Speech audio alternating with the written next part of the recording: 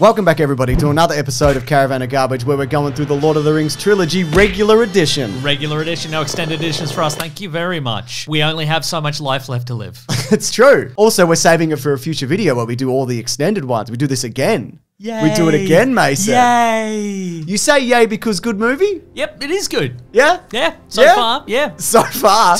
Wait, did you stop watching it? Because you have to finish the movie to talk about the movie. All right, hang on. Let's pause briefly. Good all the way through. Great. Yep. Good stuff. Please leave a like, because we always finish the movies before we talk about them, right? That's right. It's a low bar to clear, but we did it, so give us a like. Absolutely. So this has an incredible opening, right? It's based on a painting by John Howe, who of course came on board for this production. So his painting is just Gandalf like riding the Balrog down, but they obviously expand on all of that. Riding on down like he's Tony Hawk and the Balrog's a sweet... skateboard. Here's a brand of skateboards. It's on screen. We'll put it on screen for you.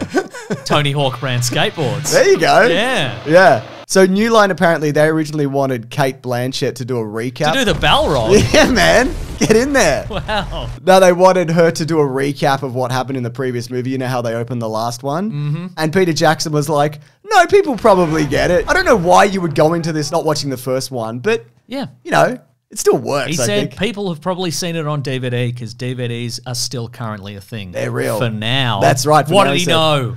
What did he know? What did he know? So apparently Gandalf and the Balrog fall for approximately 71 seconds. That means that they fell for 3,763 meters. He's doing all this off the top of his head, folks. Or about 2 1/3 miles. Okay. It's a long time to be attached to a screaming monster that's on fire falling to your doom. Or an old man in weird robes and he probably smells odd. They were both having a bad time. Yeah. Yeah. God damn. But what a hell of a fall, hell of a scene. Yeah. And when Gandalf recaps it later, you know, his battle with the Balrog, he's probably only lying a little bit. You think he didn't really do all of that? I don't know. I reckon probably they left as friends. There's a hearty handshake, and they're like, "This actually was a misunderstanding. I understand we were in your house, Mr. Balrog." Sure. So he's the White Wizard now. He gets promotion for being a rad dude. He gets to heaven, and they're like, "Good job. You're one of the few wizards who actually did some good shit in this world. Some turn evil, some just dick around or disappear." You know? Bombadil. Yeah, Bombadil. That's right. The wizard with bird shit down his face from The Hobbit. Yeah. This is basically Gandalf with all the safeties taken off. Yes. And given more like direction and purpose. That being said, he's not in it very much, is he? No, but I mean, his scene's very impactful. Look, I'll ask you first. Who's your favorite team in this? Because they split them up into 3 teams. Oh, yeah. And good mine question. is 100% Gandalf, Legolas, Aragorn, Gimli. Yes. That's that scene where Gandalf is like crossing the throne room to remove God! To remove the spell off the king. Off the captain of the Titanic. Exactly. And all the guards are coming in, but all his bros are just they don't have their swords or their axes or their bows anymore, but they're just laying into these guys, and Gandalf's just walking through like he's walking in between the raindrops. The boys are back in town. The boys are back in town.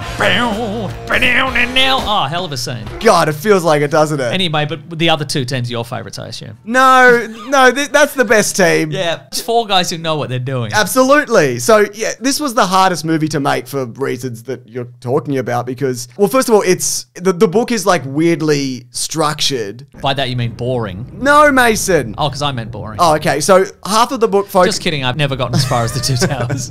So it's structured so there's a focus on Aragorn, Gimli, Legolas, and Gandalf. And then during the novel, they do all of that. Then they cut back to Sam and Frodo. So they don't really intercut. Also, there's like a brand new style of CGI character in this. A lot of this was shot at night in the rain. It's also the middle part of a narrative. So like there's not really a proper beginning or end. But also you can just kind of launch into it. Like you just assume that people know who the characters are. But there's a bunch of stuff that they changed for this though. Like Aragorn never goes missing. Treebeard immediately goes to war in the book. The 2 towers... Who are you guys? I'm going to war. Treebeard also, he's like, one of the hobbits is like, oh, the tree is talking. And this guy's like, a tree? How dare you? That's vegetation racist. I'm not a tree. What's your name? Treebeard. My friends call me Tree. But you're not my friend yet. Yeah, fair point. Yeah. Now let's go to war. Absolutely. The 2 towers might mean a different thing in the book, though Tolkien's like mentioned it a couple of times. Okay. But they definitively name them like in this movie. Do you think he meant You know, those two towers. Oh, do you think he meant that? I don't know, man. Do you think he meant that? I don't think anything. I've never had a thought. You know that. Yeah, that's true. I'm not going to start with that one either. Well, then I guess that mystery will remain unsolved. Absolutely. Also, Shelob, the giant spider who appears in the third movie, actually takes place in the second book. But structurally, timeline-wise, that does happen when it happens in the movie, if that makes sense. They kind of juggled that around a bit. So instead of fighting a giant spider, which is cool, they hang out with David Wenham, which is cool. Still pretty cool. Still pretty cool. That guy was in the movie Proof, but not the one you're thinking of, the other one. The other one? The one where Hugo Weaving's blind. Oh, I remember that one. He was also in the TV show Sea Change for a bit. He sure was. He was had those incredible abs, do you remember? Oh my God. Those glistening, those bronzed abs. You talking about 300? No, I'm talking about Sea Change. Oh, Diver Dan. Yeah, that's right. Diving Daniel, as we call him. That's right. Yeah. So Faramir in the book also, he's not super interesting as a character. But, you know, being Boromir's brother, they obviously wrote in that he would be tempted by the ring. Right. But in the book, he's quoted as saying, I would not pick this thing up if it lay by the wayside, which kind of robs it of its power to be like, I don't give a fuck. Yeah. Get rid of it. Get out of my face. It's not very interesting. But there is love in this, Mason. There's a love triangle of sorts. Arwen, Horse Girl, Miranda Otto, who's a great inclusion to this. She actually ends up with Faramir. So, you know, that's pretty good. A real Ron Weasley, Hermione Granger situation. Just some leftovers. Yeah, who's left? We're not overly concerned. Yeah. Just put them together. I don't care. How you feeling about horse people, though? I'm not a horse person. A horse is like a dog that I can't read and that can kill me with a single kick. I don't like that. How are you on that, though? How are you with horses? I mean, the only thing I like about horses is they can kill me with a single kick. So otherwise, I'm indifferent, I guess. Okay, cool. I rode a horse a couple of times as a kid. Oh, wow. Yeah. I didn't know you're a fancy little lad prancing around. Of course you knew I was a fancy little lad. I'm wearing an ascot right now. But when you introduce Rohan, you get amazing cast members. As mentioned, Miranda Otto, Carl Urban, Brad Dourif, Bernard Hill. Bernard Hill, R.I.P. Fucking incredible performance in this. Agreed. Just a man too old to be having to deal with this. And he looks so good, you know, when he like comes out of the spell and the way they like shift from really old to just old. God, he looks so fresh-faced. He probably went to that same salon that Gandalf went to. He probably did. That moment where he discovers his son has passed and he has that line about no parent should have to bury their child. Just fucking heartbreaking. I think that might be like my favorite scene in this and performance in this entire trilogy. Even more than Andy Serkis. Anyway, let's talk about Gollum. So originally this was just a voice acting role. Because he's briefly in the first one, but you don't really see him. He's in shadow. He looks different because they redesigned him for this. To look like Andy To Serkis. look more like Andy Serkis. No, to look exactly like Andy Serkis. exactly like Andy Serkis. So what they do, they put him in like a grey onesie. They'd film the scenes with him and then film them without. And then they realized they didn't play as well if he wasn't in them. So they digitally erased him and then they put in the digital Gollum. But of course it's harder than that because you have to mocap him separately and then put him in. And because mocap technology wasn't quite there yet, often you'd have to keyframe the animation. All the face is mostly... I'm understanding all of this. Yeah, you know. Yeah. All the rotoscope? Yeah, probably. Yeah, a lot of it is rotoscoped, yeah. It's basically rotoscoped, yeah. A lot of the face is also keyframed animation, which means, you know, because now you do the dots, right? Like technology's come a long way. They got one of the painters who normally, you know, works on real stuff to learn to paint digitally. So he's got that kind of translucent look to him because there's layers to his skin. You can see like the light kind of going through it. He's and like one of those speckles. fish. He's like one of those fish from deep underwater. Yeah, you know? exactly. He's got Peter Jackson's feet. Okay. Yep. They put them in. Wow. You're giving those away for free, Peter Jackson. I guess he's got enough money now. He's got enough money, yeah. Andy Serkis like lost his voice multiple times, so he had this Gollum juice he used to drink, which is a mixture of honey, lemon, and ginger. But that gave him a stomach ache. And also, when he would act this out, everybody else is in beautiful costumes relevant to the Tolkien kind of universe. He's in the onesie. And he's in the onesie, so people were kind of like, is this anything or going to work? Because again, this was in an era. I mean, there was Jar Jar Binks, which was good, but people hated that character. Yeah. But this is a pre-Marvel era where you couldn't trust that if you were looking at a green screen thing on a set, that it would end up looking any good. Oh, at all, yeah, absolutely. You know? You'd have no idea. Absolutely. I think also there are moments in this where you can see it's not perfect because it is like 20 plus years old, but it just doesn't matter at all. Agreed. It's just seamless in the performance. The moment where he goes down the river. Who? Gollum, where he's like splashing after that fish. Oh, yeah. So good. And this was also the catalyst that made James Cameron go, I'm only going to make Avatar films. Oh, okay, we're there. I'm just going to do this, I guess. Cool. So yeah, good stuff. Anyway, trees. Tolkien loved trees. Did you know that? I did. He loved trees. I didn't know it, but in retrospect, that makes a lot of sense. He loved preservation of nature. A lot of these movies also focus around like war and the mechanization of, because he was a World War I veteran, so that's reflected in a lot of the storytelling in this. Fangorn Forest, though, is fake. That's a fake forest. Whoa, and that which was Tolkien would hate. probably made out of all the styrofoam and stuff. Yeah, man. Well, great work. Good work inspiring that, Tolkien. And you know how all the actors had to get to New Zealand on jet planes? Oh, yeah, I didn't even think of that. That's great for the environment, isn't it, Tolkien? It's bad. Well done. It's actually bad for Well the done, environment. Tolkien. I'm reading The Lord of the Rings right now on my iPhone, and when it gets out of date, I'm going to chuck it directly in the bin. Oh my in God. 2 weeks. Didn't think about that, did you, Tolkien? He didn't think about that. No. So you probably know this, but he was really good friends with C.S. Lewis. Oh, They yeah. had very different philosophical beliefs. Apparently, Treebeard himself is based off C.S. Lewis, like the voiced by John Rhys Davies, by the way, pulling dual roles in this one. 2 paychecks? 2 paychecks, you'd hope. Hmm. He got 2 copies of Ben Affleck's Paycheck. DVD, it was the time. It was the era time. of- Yeah. He could sell those for a packet now. Oh my goodness, Yeah. yeah. So Treebeard also, he's a puppet, so they got Merry and Pippin like up in there, but then they removed the face and digitally kind of squiggled around with it. Oh, yeah, that'll do. Keyframes, etc. Sure. I do love that bit where the last March of the Ents, where they attack Saruman's tower, and there's a moment when it floods, and you just see one tree, not a tree, one Ent, Racist. Vegetation racist. one Ent runs in with his head on fire, like dunk his head in the water. Just a really nice detail, mate. Love it. Building stuff. Oh, yeah? You good with your hands? No. All right. Oh, you're a fancy lad. I That's forgot. exactly right. You're wearing knickerbockers right now. Yes, and silken gloves, so I can hold the reins of my show pony later. So a lot of stuff going on here. They built Edoras, you know, that hall of horses or whatever. They built that on top of a real mountain. I would have called it Horse Hall, but all right. I agree. Took 8 months to build, and it was an 8-day shoot. Windy as shit, just whipping around, but they did it. They would not do that now. Helm's Deep was built in an old quarry, and then they did a 4-month night shoot in there. They also built a giant, I think it's a third the size of Helm's Deep replica, which you see in the background of shots. You know, like the ramp at the back. That's real. Yeah. But it's using forced perspective to make it look like A bigature. a bigature. Yeah, Yeah. it is a bigature. We can talk bigatures as well. A ramp worthy of Tony Hawk himself. That's right. And they built like a 20 meter across like scale model where they blew up the wall. And Yeah. so that's a real explosion happening, and it looks phenomenal. I love all of that, Mason. That whole sequence is like reflective again of like Tolkien's experience, because a lot of, like I said, a lot of things in this based on his own experience in World War One. Like the Dead Marshes is probably him like fighting in the trenches and Yeah, those all of that, yeah. spooky corpses under the water. Bar. yeah, Chilling. like seeing children like They were just chilling. they were I just assume. chilling. Yeah, they were cool bros underwater. yeah. Like children like gearing up for war. Aragorn does a little pep talk. He's like, "This is a good sword." I don't think it is. I don't think it's that good. But that's what you say. It's what you say to the kids who are going to die. Yeah, that's so right. This sword's all right. Yeah. Yeah. If you die, it's your fault. That's right, exactly. And you've let down your dad's sword.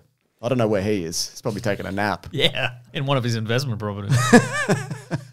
The fighting in this, it was choreographed by Bob Anderson. Who's Bob Anderson? He was a world-renowned fight choreographer. He was a stuntman. He taught fencing. He taught Errol Flynn how to sword fight. Whoa. And he also did Darth Vader's fighting sequence in A New Hope. All right. Okay. Yeah, which is, you know, by today's standards, it's a little clunky, but that's pretty cool, right? Yeah. Don't you think? Yep. That's awesome.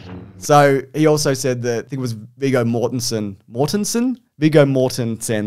Yes. He was like the best sword fighter he's ever seen. So that's pretty Ever good. seen. Ever seen, yeah. Wow. And he knew Errol Flynn, a notoriously bad guy. Yeah. But he is Australian. That's true. It's one of ours. Also, Helm's Deep, you probably realize this, but it was just a miserable experience. Again, Fine. 4 months. Fine and fun. 4 months in the dark. Everybody's kitted out in armor. But the Uruk-hai had it the worst because they've got the armor on top of wet prosthetics. Yes. And then they try and dry them out during the day. And not even really get there. And then it's like putting on a wet wetsuit. Yeah. And I mean, like, you know, best case scenario, you dry it out over a fire and it shrinks. Yeah. And the next day you put it back on and it's even tighter than it was. Yeah, absolutely. Also, Arwen was going to be there. Liv Tyler filmed a bunch of this. She also trained for it because they were like, how are we going to bring these two together? Like, this is a love story, but they don't meet in this movie and it's not in the books. So that leaked online that she was going to be there and fans flipped out. In a good way? No. Oh, no. So part of the reason that they took it out, a big part is because of the reaction. So they ended up doing it in like, there's a flashback where he talks to Hugo Weaving and they have a dream sequence. Yes. So they ended up like cutting it that way, which I think still totally works. But they couldn't cut out the elves turning up, which doesn't happen in the book. But you know, whatever. An elf can show up. Yeah, An they're elf mystical can and show whatever. up. They're Yeah. mystical and whatever. It's fine. They're mystical and yeah, whatever. Yeah. Yeah, you know about Massive? You know about this? No. I'll tell you about it. All right. I'll tell you about What do you it. mean massive? Do you know how things are massive? Yes. It's not like that. So basically, this is a simulation which they designed for this movie where you get crowd sequences and armies fighting together. And each of them has a very basic AI brain. Right. Very simple. And then you just let them go and they kind of do their own thing. They basically have a few like programmed reactions and whatever. And then they do that. Surprise, attack, Yeah. dab, Yeah. assorted Fortnite dances. Exactly, I understand. Sure, yeah. yeah. So a lot of that Helm's Deep stuff, not all of it, but you know, the stuff that's like way back is massive. And you wouldn't really know that. I mean, you couldn't do it for real, obviously, but the way they simulate it, it's really seamless. And often they'll have the army, like the CGI army, march past the camera. And I guess also because of the way they light it, the way they, you know, they put it together. It's just that whole sequence. That's what people remember from this movie, right? Like that battle. And then Gandalf comes over the hill and he goes, I got a horse and some sun. They do remember that, yes. That's what I remember from this. Yeah, I love all the creatures in this as well. The fell beast. You know, the riders lost their horses in the river, so they're like, we're doing big snake dragons. Yes. That's good stuff, man. Love all of that. The wargs, the dog, rat, Yep, hyena sure. creatures. Yes, Even the way like they had to design those because it doesn't run like a horse. It's kind of like front heavy like a hyena, but it's got a weird spine, so you got to kind of sit them a certain way. It's all very good stuff, Mason. I don't mind telling you that. Thank you. Yeah. I appreciate being told. Oh, Mason. Yes. Is this true? I don't know what's true, James. It's thoughts and prizes. Oh, I guess it's true. It's true. I mean, a part of it is true. Yeah. You say some thoughts and then you claim that you're going to provide some prizes. Because there's that you prizes sometimes. What are the prizes? This week, let's find out. I'm just looking here. It actually says I have no additional thoughts this week. But that doesn't necessarily mean that there are no prizes because that's on me because I have to bring the thoughts. And if I don't bring the thoughts, that doesn't mean everybody else should suffer and not get prizes just because I forgot. So are there any prizes? Well, it also says here, but for this week, that also means that there are no prizes. Who's writing this? Who is writing this? Yeah. Who should we talk to? I think you should talk to a psychiatrist. Yeah, mate. Well, I do, but like A good one. Yeah, a that good helps. one. Yeah, okay. All right. Well, I'll look into it. You know? Okay, great. Do people mind if I just go away and like, you know, break this down and maybe come back next week with some more thoughts and prizes? And a note from your psychiatrist. Yeah. No, I'm sure they'd appreciate that. Yeah. Okay, good stuff. I love that. Anyways, you know what it's time for also? Is it time for some sort of trivia? Yeah, it's the 2 trivias. Whoa. But there's 1, 2, 3, 4, 5, 6 trivias this Whoa, week. so that's 3 groups of 2 trivias. It would be. You could look at it that way. He kicked that helmet. You want to do this one? Yeah. Viggo Mortensen, Yeah. he kicked that helmet. He was mad. And then he's like, because he broke his toe, I He reckon. broke his toe doing it, man. Yeah. Yeah, so but he was in the moment. And they were like, great acting. And he's like, no, I broke my toe when I did that, or a couple of toes kicking that helmet. God damn, that is good acting. Yeah, it was good acting. Wow. Now let's act like we're going to bring the medic in. He also chipped a tooth in this. He snapped his tooth like through the middle. When he tried to bite that helmet. Yeah, that happened too. And then he was like, just super glue it back in and we'll keep going. And they were like, no, let's go to a dentist. Yeah. So they took him to a dentist and fixed it Yeah. and brought him back. Also, Orlando Bloom cracked a rib. There's a running joke in the, if you watch all the behind the scenes stuff, which I do. It only takes you 127 hours like the movie. R.I.P. James Franco. We'll never know what he was really like, a dog. But yeah, like he kept complaining about it. And everyone's like, "Oh, you cracked your rib, did you? Yeah, it's still sore, is it? Oh, okay. Yeah, well, it's been a while, but I'm sorry you cracked a rib." Wow, you seem to have been complaining for the exact amount of time it takes to heal a cracked rib. But all right. Brett Beatty, who's also Gimli's stunt double and the stand-in, size appropriate. He dislocated his knee. So there's a sequence at the start where Aragorn and Legolas and Gimli running, and they're all in real life fucked up, and they're just but they have to just sprint just for miles at a time, and they got a helicopter following them at one point. With Peter Jackson with the loud hailer being like, "Run faster! Act like I haven't injured you." Too slow for an elf. On the wall of Helm's Deep during battle, did you see the one-eyed dude who turns to camera and he's got the one empty eye socket? Yeah. So that's not CGI. This extra showed up and he had an eye patch, and Peter Jackson's like, "What's under there?" And he's like, "I don't have an eye." And they're like, "We're putting it in." Nice. I love not it. the eye. We're not putting the eye No. in. We don't know where it is. Yeah. So we can't help you in that regard. No, but you can be in a movie, which is just as good as having an eye. The extended version of this reveals that Aragorn is actually 87 years old. Whoa. That's due to the fact that he's a descendant of the Dunedain, and they love having a long life. And then getting a wife. Which is what happens. That's what they say, isn't it? Yeah, that's what they say. Yeah. On Miranda Otto's first day of shooting, Liv Tyler welcomed her by saying, "I'm so glad there's another woman in this film."